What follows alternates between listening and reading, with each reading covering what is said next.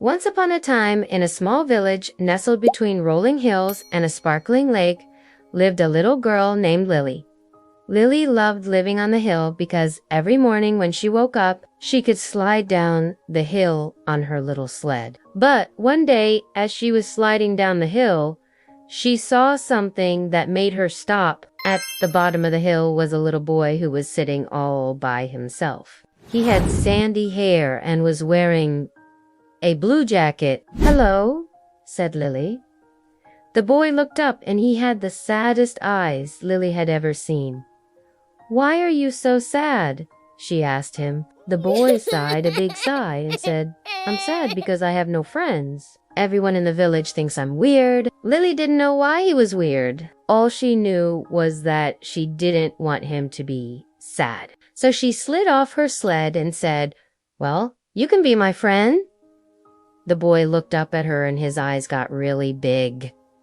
"Really? You want to be my friend?" he asked. "Of course," said Lily. "I've always wanted a friend to play with. My name is Lily." "What's yours?" "My name is Sam," said the boy. And from that day on, Lily and Sam became the best of friends.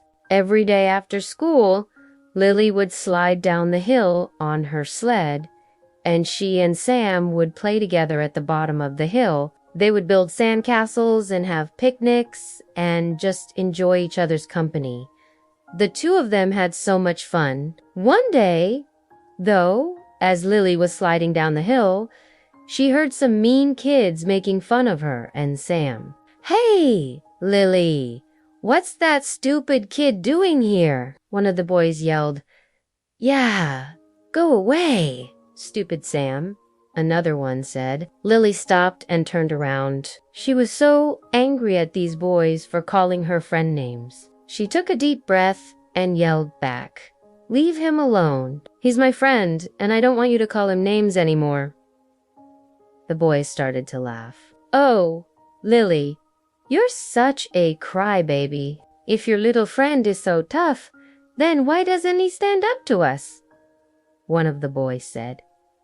Suddenly, Sam stood up. He was so mad at these boys for calling Lily a crybaby. He took off his jacket and threw it on the ground. "I'm not a crybaby and I'm not scared of you," he yelled. The boys gasped when they saw that Sam had thrown his jacket on the ground. They had never seen anyone stand up to them before. They were too scared to argue with Sam, so they all ran away. When Sam and Lily saw that the boys were gone, they both started to laugh. "That was so funny," Lily said. "You are so brave, Sam. I'm so proud of you," she added. Sam blushed and scratched the back of his head. I just didn't want you to get hurt," he said. From that day on, the other kids stopped making fun of Sam. They had a newfound respect for him, and Sam and Lily continued to be the best of friends. They played together every day, and neither of them ever felt sad or lonely again. The end. Hi, kids.